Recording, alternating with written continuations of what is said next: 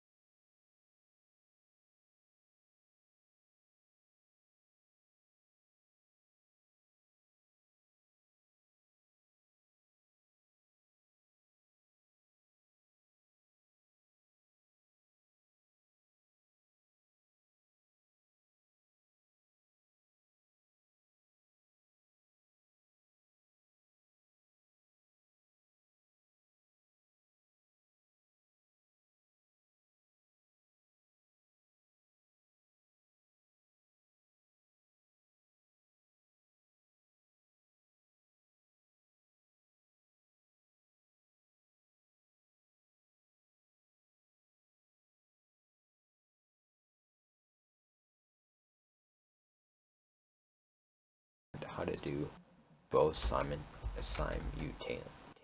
I can't even say it. Okay, so I'm going to press Control A, and then I'm going to hit mask, and then do the same thing with that one. And we're gonna press C to crop it, and we're gonna expand this, and then we're gonna get this. Press Control T and match it up,